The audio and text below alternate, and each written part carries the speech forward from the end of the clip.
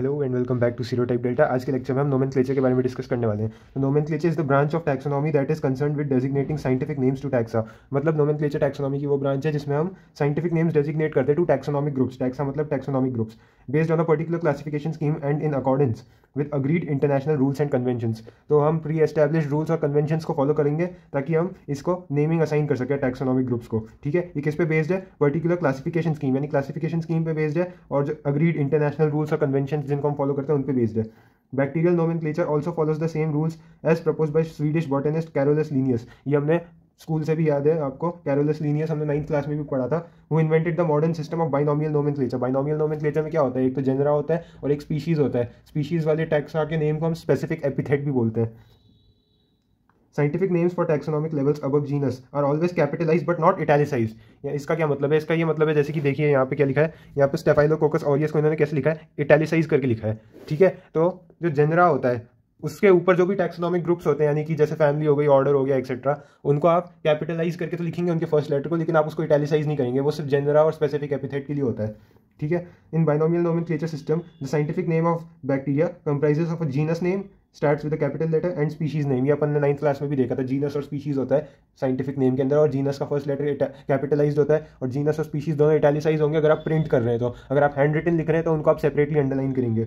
Both genus and species should be written in italic or are underlined। Example staphylococcus aureus, ये italic में लिखा है जैसे आप देख सकते हैं, इटैलिसाइज करके लिखा है, और जो स्टेफाइलोकोकस है यानी जेनरा है उसका एस कैपिटल है। या फिर और स्टेफाइलोकोकस ऑरियस यहाँ इन्होंने अंडरलाइन करके दिखाया है, लेकिन ये जो अंडरलाइन करने वाला सिस्टम होता है ये हम हैंड रिटन के केस में यूज करते हैं। रूल्स ये कहते हैं the genus plural genera is usually a Latin noun whereas the species refers to a defined taxon of organisms within a particular genus। ठीक है, तो जो आपका जेनरा होता है वो यूजुअली लैटिन नाउन होता है, और जो स्पीशीज होती है, species actually genus plus specific epithet, इनको आप साथ में लिखते तब स्पीशीज नेम होता है। ये जो ऑरियस लिखा है, this is not species, this is specific epithet. ठीक है, the species refers to a defined taxon of organisms within a particular genus. ठीक है, the genus and species are coined based on some property of the bacteria. Example Staphylococcus aureus is named after the arrangement in cluster. ये जो staphylococcus है, staphylococcus किस वजह से बोलते हैं इसको? क्योंकि इसका जो आप माइक्रोस्कोप में अरेंजमेंट देखेंगे वो ग्रेप लाइक क्लस्टर्स के अंदर होता है।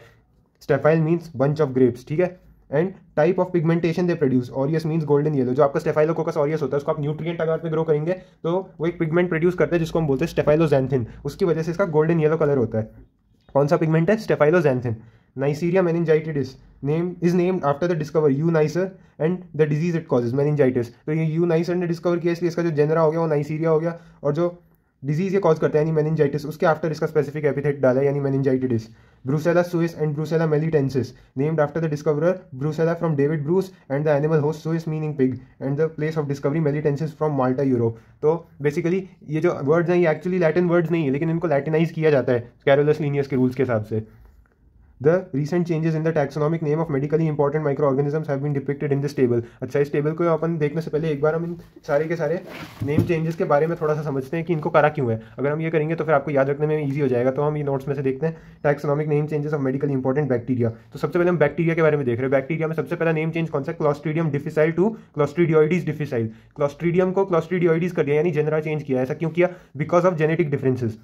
बेसिकली जो आपका क्लॉस्ट्रीडियम डिफिसाइल है, उस जो आपका क्लॉस्ट्रीडियोइडिस डिफिसाइल है उसका जो आरआरएनए है वो टिपिकल क्लॉस्ट्रीडिया से मैच नहीं करता। Its rRNA sequence was very different from the true Clostridia. Like जो आपके क्लॉस्ट्रीडियम बोट्यूलिनम होता है या फिर क्लॉस्ट्रीडियम परफ्रिंजेंस होते हैं। क्लॉस्ट्रीडियम परफ्रिंजेंस वो वाला जो आपका गैस गैंग्रीन करता है।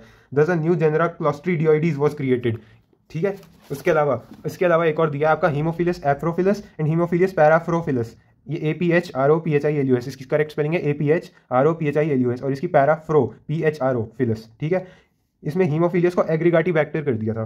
तो हीमोफिलियस एफ्रोफिलस क्या बन गया? एग्रीगाटी बैक्टर एफ्रोफिलस। और आपका जो हीमोफिलियस पैराफ्रोफिलस है वो क्या बन गया? एग्रीगाटी पैराफ्रोफिलस। इसका रीजन क्या है? बेसिकली जो आपका हीमोफिलियस जीनस वाले बैक्टीरिया होते हैं, because the Haemophilus species require factor 5 and factor 10, यानी ये फास्टिडियस होते हैं, यानी इनको स्पेशल न्यूट्रिएंट चाहिए ग्रो करने के लिए। फैक्टर 5 क्या होता है आपका? NAD होता है, और जो आपका फैक्टर 10 होता है वो क्या होता है? वो हीमन को कहते हैं हम।